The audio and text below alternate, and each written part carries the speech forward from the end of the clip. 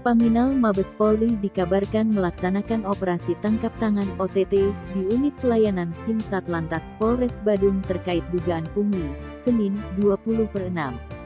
Terkait hal itu, Kasih Humas Polres Badung Ibtu Ketut Sudana mengatakan, kedatangan Mabes Polri ke Polres Badung bukanlah terkait OTT pungli. Menurut Sudana, Polri melakukan pemeriksaan karena permasalahan berkas administrasi pelayanan SIM yang kurang lengkap.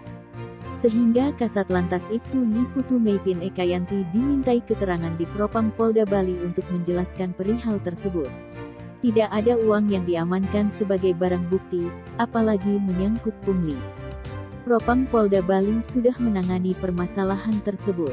Oknum personil yang diduga tak melengkapi berkas administrasi itu juga telah diperiksa. Jika memang ada pelanggaran yang dilakukan, oknum personil ini akan diberikan tindakan sesuai aturan yang berlaku. Tim Bali Express melaporkan.